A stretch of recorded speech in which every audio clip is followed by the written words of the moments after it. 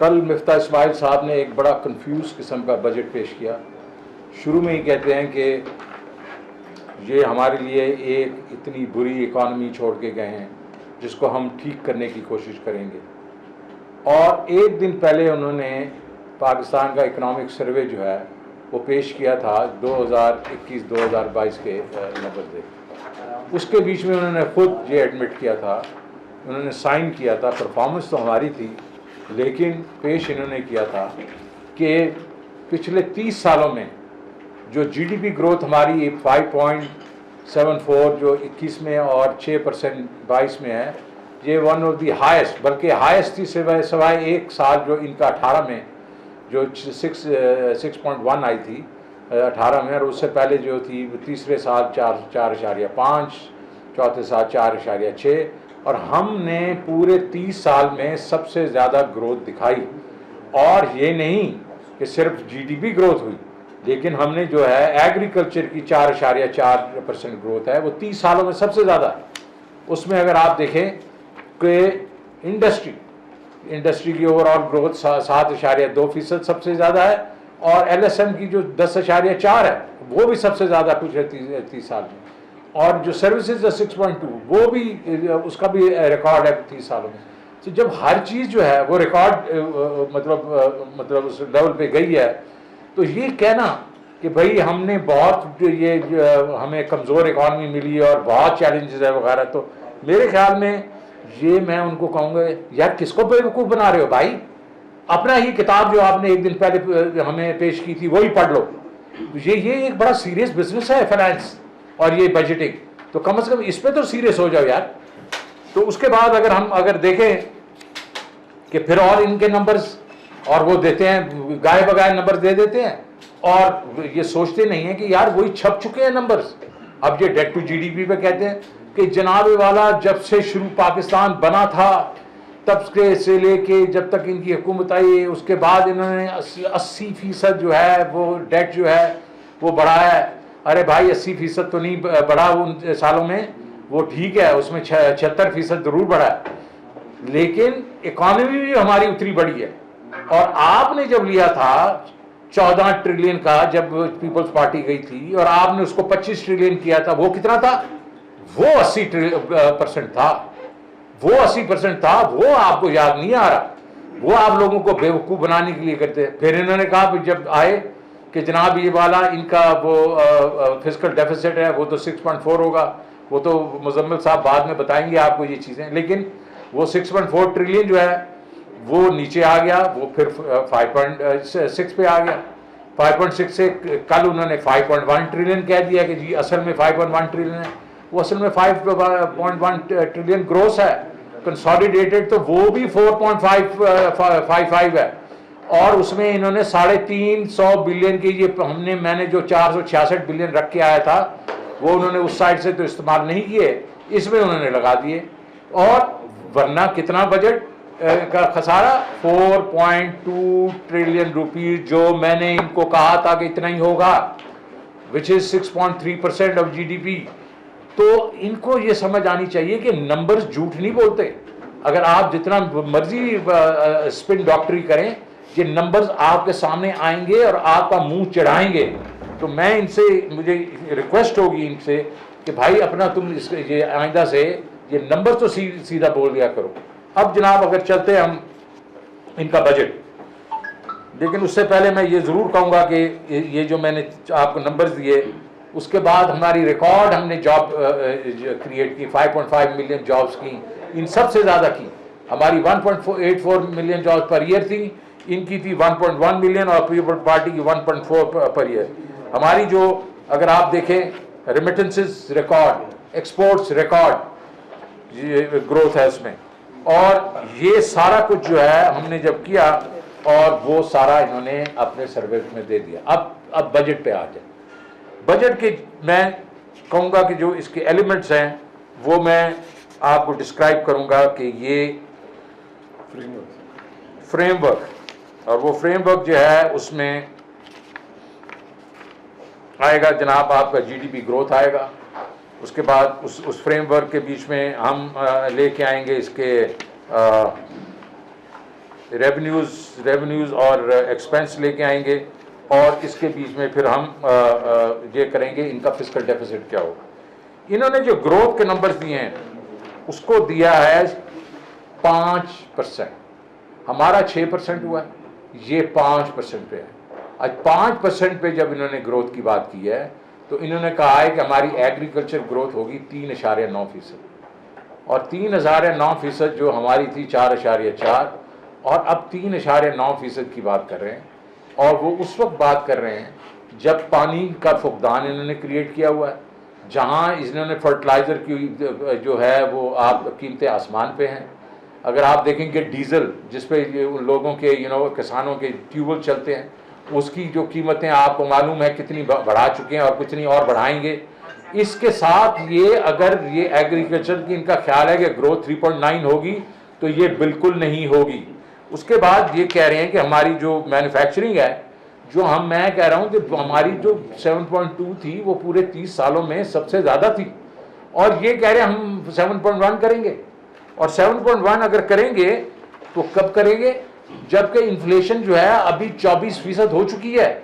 आपने कल एसपीआई देखा होगा, एसपीआई का जो नंबर आया वो 24% आया है। तो उसके साथ इन्होंने जो भी पावर का बीच में वो नहीं आया जो इन्होंने 47% बढ़ाया, गैस जो 45% बढ़ाई वो नहीं आई, और ये जो है इन्होंने जो मराद दी थी हमने इंडस्ट्री को वो ये वापस ले रहे हैं। तो ये सारा कुछ करके उसके बावजूद ये समझ रहे हैं कि 7.1 बनेगी, तो वो 7.1% नहीं होगी। आपकी फैक्ट्रियां बंद होंगी, आपकी अनएम्प्लॉयमेंट होगी, और ये जो है ये पूरी जो आपकी जो ग्रोथ है उसके ऊपर ये अफेक्ट करेगी। सर्विसेज अगेन ये इनका ख्याल है कि सर्विसेज जो है वो 5% बढ़े, 5.1%। बैंकों के ऊपर रेट्स इन्होंने कुछ 10-10, 12% टैक्स रेट बढ़ा दिए। उसके बाद आप देखेंगे जो डीजल वगैरह की जो है उसकी प्राइसेस की वजह से ट्रांसपोर्टेशन जो है वो अफेक्ट होगी। ये सारे सिनारियों के बीच में ये जो है इनकी ग्रोथ फिगर जो है वो सस्पेक्ट हैं, क्योंकि सबसे बड़ा जो इन्होंने नंबर दिया है जो 5% जीडीपी ग्रोथ के बाद एक सस्पेक्ट नंबर दिया है, जो कि इन्होंने बिल्कुल कोई उसमें सीरियसनेस नहीं दिखाई, वो है इन्फ्लेशन का नंबर। इन्फ्लेशन इस वक्त चल रही है 13.84 CPI, लेकिन वो उस वक्त थी जिस वक्त के पूरा ये 60 रुपए का इम्पैक्ट नहीं आया था। जैसे 60 रुपए का इम्पैक्ट आया तेल की और डीजल की प्राइसेस पे, वो जो सेंसिटिव प्राइस इंडेक्स वो 24 पे चली गई है। और अभी इसमें आप और चीज़ें वो जो 2-3 चीज़ें मैं कह रहा हूँ, एक तो इन्होंने फिर से बढ़ानी है पेट्रोल की प्राइसेस, जो खुद उन्होंने कल अंदिया दे चुके हैं, वो बढ़ाएंगे। और बिजली और गैस की जब बढ़ाएंगे तो हमारे ख्याल में ये इन्फ्लेशन जो है ये 25 से 30% चली जाएगी। हफीज़ पाशा जैसे जो कंजर्वेटिव लोग हैं वो भी 23 से 25% की बात कर रहे हैं।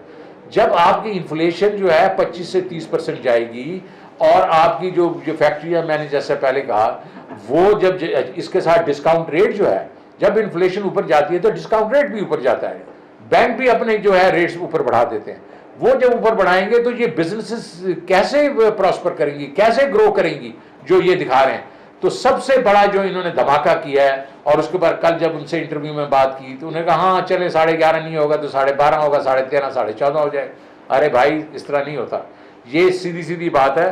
ये आप इसके बीच में सीरियसनेस दिखाएं। अब इनके बजट के बीच में काफ़ी ऐसी चीज़ें हैं जो कि हमारे ख्याल के बीच में इन्होंने ओवर बजट किए हैं या अंडर बजट किए हैं। पहले तो यह है कि पेट्रोलियम लेवी जो है, अब 750 अरब रुपए की इन्होंने पेट्रोलियम लेवी जो अब जितने इन्होंने बढ़ा भी दिए हैं, सेल्स टैक्स भी बढ़ाएंगे, उसके बाद पेट्रोलियम लेवी 30 रुपए की और लगाएंगे, 35 रुपए की इन्होंने गिनवाई है, क्योंकि 2 बिलियन आपका लीटर होता है और 750 मतलब 35 रुपए और होंगे उसमें, और उनको जुलाई से डालने पड़ेंगे। उन्होंने कल एक सवाल के जवाब में कहा मैं 5 रुपए से शुरू करूंगा। अरे भाई तू अगर 5 रुपए से शुरू करेगा तो क्या तू जाके 80 रुपए पे खत्म करेगा? तो शुरू ही आपको 35 पे करनी पड़ेगी। तो ये एक और तूफान आएगा लोगों के ऊपर। फिर इन्होंने GIDC की बात कर दी कि हम जो गैस की जो डेवलपमेंट लेवी है वो हम लगाएंगे। अरे पहले जो GIDC लगी हुई है, सुप्रीम कोर्ट के ने उसके ऊपर डिसीजन लिया, उसके बावजूद फर्टिलाइजर कंपनियां नहीं दे रही, तो अभी वो 200 और दे देंगी इनको, कैसे दे देंगी? तो ये भी इस किस्म का नंबर है। उसके बाद आपकी पावर सब्सिडीज की बात हुई। पावर सब्सिडीज ने पिछली दफा हमने एक ट्रिलियन की दी हैं पावर सब्सिडीज, क्योंकि जो ये बड़े एक्सपेंसिव कारखाने लगा के गए थे और लोगों के साथ मुआहदे करके थे, उनकी जो हमारी कैपेसिटी पेमेंट्स थी पिछले साल, वो 850 अरब रुपए की थी। इस दफा वो कैपेसिटी पेमेंट्स इन्हीं के कारखाने लगे हुए कारखानों की कैपेसिटी पेमेंट इस साल होंगी 1400 अरब, और इन्होंने सब्सिडी कम करके 570 कर लिए। तो बाकी पैसे कहां से आएंगे? तो ये पैसे आएंगे मतलब जरूर उनको देने पड़ेंगे। जब देने पड़ेंगे तो उसके बाद ये आके फिर से एक मिनी बजट डालेंगे। तो आप अगर इन चीजों को देख लें तो इसमें इसके काफी ऐसे चीजें हैं जो कि बेसिकली इन्होंने कम एक किस्म से ऐसे मतलब इनकम दिखा दिए जो इनको कलेक्ट ही नहीं होंगे।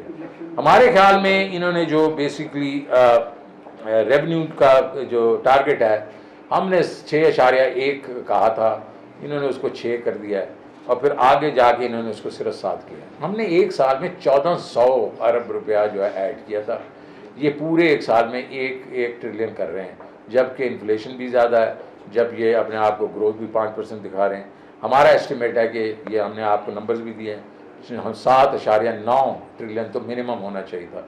और उसके बाद उसमें अगर आप देखें तो हमारे ख्याल में इनकम टैक्स बढ़ना चाहिए था, कस्टम भी, GST भी, और इन्होंने जो स्टेट बैंक के प्रॉफिट से हमारे वक्त में वो 800 अरब रुपए, इन्होंने उसको उठा के 300 अरब कर दिए।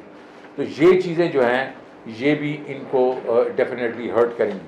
हमारे ख्याल के बीच में ये जो इन्होंने लो बॉल किया FBR को, और उसमें मैंने 5 प्रोग्राम्स नए शुरू किए हुए थे, टैक्स ब्रॉडनिंग, टैक्स डीपनिंग, उसके बाद आपका ट्रैक एंड ट्रेस और कस्टम्स का सारा कुछ उन्होंने रोक दिया, और ये अपने वही पुराने उस हरबे पे चले गए जिसके बीच में फिक्स्ड इनकम टैक्स लेके आ जाएंगे। और जो है निचला जिन्होंने 1.2 मिलियन तो कर दिया, लेकिन ऊपर सबके ऊपर इन्होंने टैक्स बढ़ा दिए। तो वही पुरानी मंत्रा, जो पुराना पाकिस्तान है, उसी तरीके से ये चल रहे हैं। और ये जो हम प्रोग्रेसिव टैक्सेशन की तरफ गए थे, हम टेक्नोलॉजी को यूज़ करके हम टैक्सेशन जो है बढ़ाएंगे और ब्रॉडनिंग करेंगे। 43 मिलियन नए टैक्स पेयर्स का डेटा मैं छोड़ के आया हूँ, और वो जो है वो ये उसको इस्तेमाल नहीं कर रहे।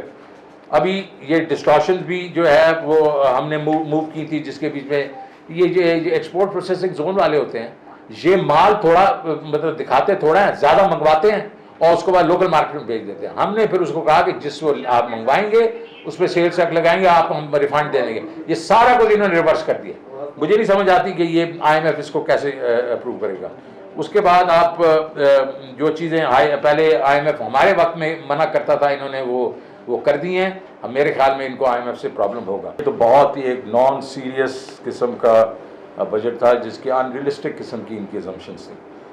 और ये इन्फ्लेशन जो है 11.5% नहीं हो सकती, क्योंकि अभी 24% तो है। बाकी चीज़ें आप इसमें ऐड करेंगे, ये 25-30% से ज़्यादा इन्फ्लेशन होगी।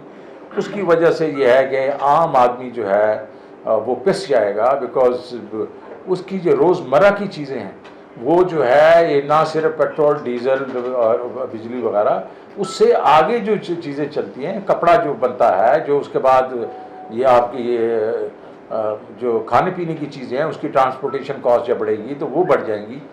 तो आम आदमी के लिए ये बहुत ही मुश्किल हो जाएगा। आटा ये कह रहे हैं हम 40 रुपए किलो दे रहे हैं, वो या 80 रुपए, 800 रुपए का वो 20 किलो का दे रहा है, वो 1500 पे चल रहा है। ये चीज़ें बढ़ेंगी। और इसमें मैं एक चीज़ और बता दूं, इस आटे पे ये इंपोर्ट करेंगे 3 मिलियन टन। पहला टेंडर इनका 500 कुछ डॉलर पे खुला है, तो वो 600 डॉलर पे। उसका मतलब ये है कि ये जो कॉस्ट जो 1100 की या 1200-1400 की है, ये 3-3 हज़ार रुपये पे इंपोर्ट करेंगे। तो ना इन्होंने उसके लिए कोई सब्सिडी रखी है, तो लोग किस तरीके से, ये आम आदमी पिसेगा इससे।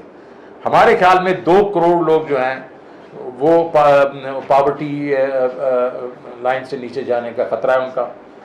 और दूसरा ये है कि इन्होंने जो कि हमने प्रो पुअर इमरान खान साहब ने प्रोग्राम किए थे, सेहत कार्ड, कामयाब पाकिस्तान, कामयाब जवान, एहसास के, सारे बंद कर दिए। गए जब देखा, कहा बहुत अच्छे प्रोग्राम हैं, एक प्रोग्राम का नाम चेंज कर दिया उन्होंने, यूथ एम्प्लॉयमेंट कर दिया है, बाकी सारे बंद कर दिए। तो अगर तो इनको कोई गरीब आदमी का फिक्र नहीं है, वो गरीबों के लिए था, सूद के बगैर हम तुम्हें वो लोन दे रहे थे, वो सारे इन्होंने बंद कर दिए हैं। मिनिमम वेज की जिक्र ही नहीं है, क्योंकि वो जो इनके दोस्त जा रहे हैं मतलब बड़े बड़े बिजनेसमैन वगैरह, उनको मिनिमम वेज सूट नहीं करता। 25,000 रुपए की हमने बात की थी मिनिमम वेज होगी, वो इस बजट में कहीं जिक्र नहीं है। और फिर ये है कि मेरा अपना ख्याल है कि इकॉनमी इनका कोई वो नहीं था, टारगेट नहीं था। इनका मकसद ये नहीं था कि इकॉनमी हमने ठीक करनी है, इनका मकसद ये था कि हमने जाके 2-4 चीज़ें अपनी फ़ायदे के लिए करनी है। नैब का जो ऑर्डिनेंस है उसको ठीक करना है, जो लॉ है, इलेक्शन का जो लॉ है इसको ठीक करना है, और ये उस चीज़ के लिए आए हैं।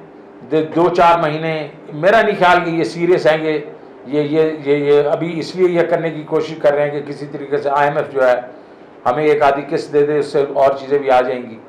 अदरवाइज जिस तरीके से ये बजट दिया है, तो they are definitely not serious कि इस इकॉनमी को आगे बढ़ाएं। और मेरा तो अपना ख्याल यह है कि ये जो नंबर्स हैं, ये तो IMF भी जो है वो भी इनसे वो कंसेंट इनको नहीं देगा। जी, अभी कोई साहब क्या कहेंगे, जैसे कि आप बता रहे हैं कि बड़ा ही फजूल बजट है, रद्दी की टोकरी में जा रहा है, क्योंकि रेजिस्ट करने का जो प्लेटफॉर्म है वो नेशनल असेंबली और PTI वहाँ से जा चुकी है। तो आप क्या देख रहे हैं कि जो महंगाई का तूफान आएगा उसको कैसे रोका जाएगा? और साथ ही भी बता दें, अगर IMF अगर वो किस्त नहीं देता तो पाकिस्तान की मईशत, पाकिस्तान का मुस्तकबिल क्या रहेगा? देखें जी, पहली बात जो है, इन्होंने जो चीज़ें की हैं, एक किस्म से IMF ने जो इनको कहा था, इन्होंने उससे भी ज़्यादा कर दी हैं कई चीज़ें।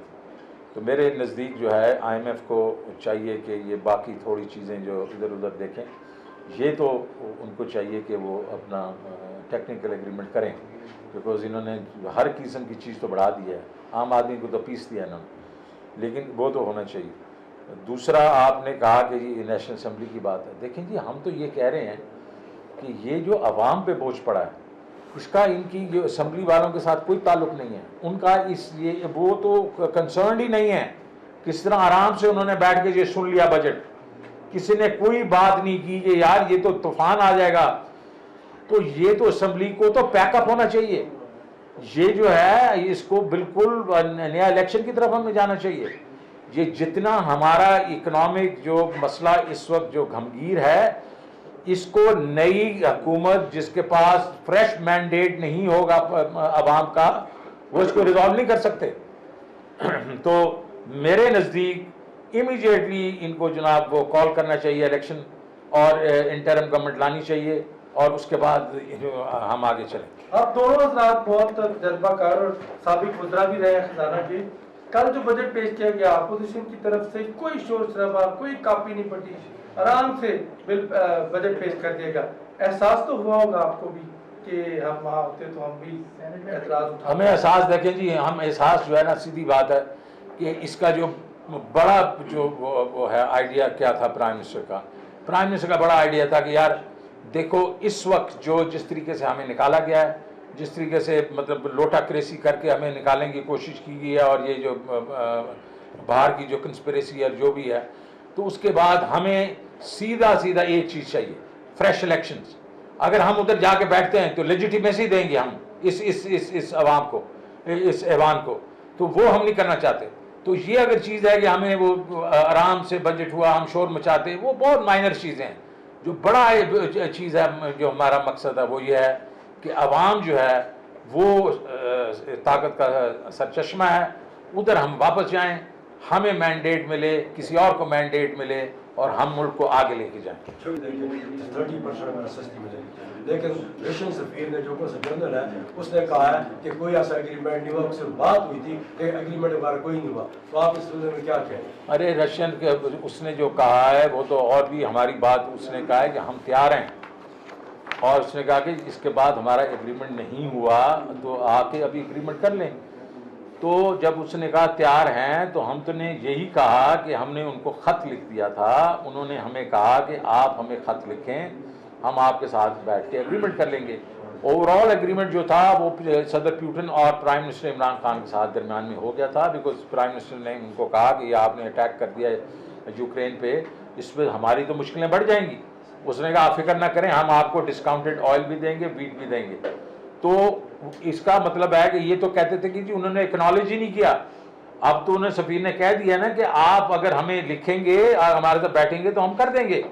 तो ये है बात, जो असल बात है। अब बात हो रही है कि देखें इसको आगे पीछे कर रहे हैं। सीधी सीधी बात करें, वो दे रहे हैं डिस्काउंटेड तेल इंडिया को, वो दे रहे हैं बांग्लादेश को, वो दे रहे हैं श्रीलंका को, वो हमें क्यों नहीं देंगे? हमें उन्होंने कहा है, आपने कहा कि जी आ जाए हम दे देंगे। वो इसलिए, अच्छा ये क्यों नहीं जा रहे उधर? ये इसलिए नहीं जा रहे कि इनको पसंद नहीं है वो 50 रुपए फी लीटर जो हमें मिलेगा वहां से डिस्काउंट। ये इसलिए नहीं जा रही, अमेरिका से डरते हैं। ये बार ये अपने वो जो एक किस्म से जो मैं कोई सख्त लफ्ज़ नहीं इस्तेमाल करना चाहूँगा, बट जो जिनके हाथ में इनकी डोरी है उनसे डरते हैं। जाए ना यार, इस वक्त लोग पिस रहे हैं। 40-50 रुपए फी लीटर तो बहुत है, 60 तो इन्होंने अभी पूरा किया है। अच्छा, उसके बाद रिफाइनरी जो है, हमारी रिफाइनरी जो है वो अपना मार्जिन 14 रुपए से लेके 80 रुपए पे लेके चली गई, कोई 70 रुपए पे ले गई, कोई 50 पे ले गई। उसको तो जाके कैप करो यार। वो क्यों अवाम की जेब पे तुम एक किस्म से काट रहे हो? तो ये सारी चीज़ें सर नलायकी है। और दूसरी पहली जो रशिया वाली बात है वो ये जानबूझ के नहीं कर रहे। जी ये बताइएगा कि कल नूर जी ने ये कहा है कि जो लेवी है ये तो आप कमेंट करके कहते हैं कि आपने बढ़ानी है, उसको कमेंट करिएगा। दूसरा, अगर रशिया वाकई सस्ता तेल ले रहा है तो रशिया का तो G2G एग्रीमेंट होगा ना, PTI के साथ नहीं होगा। PSO का सस्ता तेल वहाँ से बिडेंगे तो क्यों नहीं लेता है? हमारे यूसर आपने कहा कि कैपेसिटी चार्जेस आप वज़ीर पावर भी रहे हैं, आपने अपने दौर में नेगोशिएट क्यों नहीं किया कि हमें इस कैपेसिटी पेमेंट्स का अजाब जो है उनके मुआहदे किए गए हैं, उनको मसले लॉ उस पर गौर करें और उनको चेंज करें। अच्छा जी, पहले तो लेवी का मैं बता रहा हूँ। और सर देखें, लेवी मैंने बिल्कुल कहा था, हम लोगों ने पिछली दफ़ा 610 बिलियन की हमने कहा था कि हम लेवी लगाएंगे। हम जब तक गए थे उसके बाद उस वक्त मैंने लेवी ज़ीरो कर दी थी। पहले हमने कोई कलेक्ट की हुई थी, मेरे ख्याल में 130 अरब रुपया किया हुआ था। मैं तो उसके लिए भी वो 93 बिलियन जो है छोड़ के गया था। जब हमने वो जो एक पैकेज बनाया था उसमें 93 बिलियन का पेट्रोलियम लेवी थी। हम अगर होते तो हम जाहिर है इसका एक इमेजिनेटिव तरीका निकालते, और उसका ये था रूस से हम ये डिस्काउंट लेते, टारगेटेड सब्सिडीज़ करते, ये इनकी जो रिफाइनरीज के ऊपर हम प्रॉफिट पे कैप लगाते, और इस तरीके से हम आगे चलते और IMF के साथ निगोशिएट करते हम कि यार तुम मतलब आग लगी हुई है सारी दुनिया में, एक आप हमारे पे ही खड़े हो गए हो मतलब कसाई बन के। और जो मैंने पहले किया, आपको मालूम है कि मैं जब पिछले अप्रैल से लेके फरवरी तक मुआहदा किया था उसमें कितनी नेगोशिएशन हुई थी। 750 अरब रुपए उन्होंने कहा था आप निकालें अपना एग्जम्पशन और टैक्स लगाएं, मैंने उसको आधा करवाया। जो बिजली उन्होंने कहा था 4 रुपये 95 पैसे, मैंने उसको आधी करवाई। तो ये क्यों नहीं कर सकते ये चीज़ें? सिर्फ ये है कि इनका मेरा ख्याल में ये इकॉनमी पे तो तवज्जो ही मैंने आपको कहा नहीं है, इनकी तवज्जो किसी और चीज़ में जी। कि ये जो है 1450 जो है, जो कि हम लोग 1992 और 1996 के जो थे कॉन्ट्रैक्ट्स, उनको तो नेगोशिएट हमने कर दिया। 2002 के भी हमने कर दिए। ये जो हैं ये चाइनीज़ कॉन्ट्रैक्ट से ज़्यादातर, और उन्होंने कहा कि ये तो जनाब बिल्कुल बिस्तर बंद कॉन्ट्रैक्ट्स हैं, ये हमारे आगे किसी के कॉन्ट्रैक्ट्स हुए हैं तो हम नहीं करेंगे। तो वो कॉन्ट्रैक्ट्स हैं, और ये इन्हीं हुकूमत करके गई थी, और वो उसका खमियाजा हम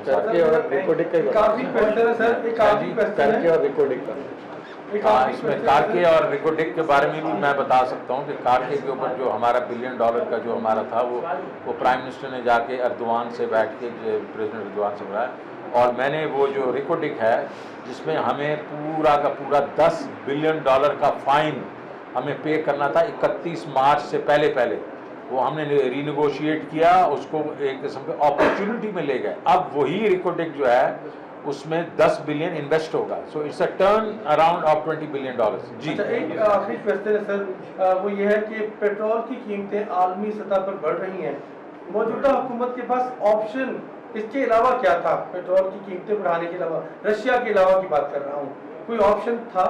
और दूसरा सर ये बताइएगा कि अब स्ट्रेटजी क्या होगी आपकी? आपने प्रेस कॉन्फ्रेंस कर दी, बहुत सी टीम है, तहरीक इंसाफ आगे किस फोरम पर जा रही है? देखें वो तो इमरान खान ही बताएगा कि आगे कैसे जा रहे हैं, और फिर देखें वो तो इमरान खान बताएंगे क्या स्ट्रैटेजी होगी। स्ट्रैटेजी तो मैं सिर्फ आपको बता रहा हूँ कि हम तो बेसिकली आवाम को सपोर्ट करेंगे। आवाम जो है वो इस चीज़ को बिल्कुल एक्सेप्ट नहीं करेगी, और मुझे यकीन है कि आवाम जो है वो स्ट्रीट्स पे आएंगे, वो प्रोटेस्ट करेंगे। हम जो हैं, हम बाकी पाकिस्तानी जो मुहब्बे वतन पार्टीज़ हैं उनके साथ मिल के उनको सपोर्ट करेंगे, बिकॉज हमारे ख्याल के बीच में ये जो आप कह रहे हैं कि इसके बाद क्या आगे ये कर सकते हैं, अरे भाई ये मेरे घर में घुस के इन्होंने मुझे निकाला है, अब मैं इनको बताऊंगा कि घर से बाहर बैठ के कि इन्होंने घर को किस तरह चलाना है, ये खुद चलाए ना यार, हैं? हम तो नालायक थे ना, हमें निकाल दिया इन्होंने।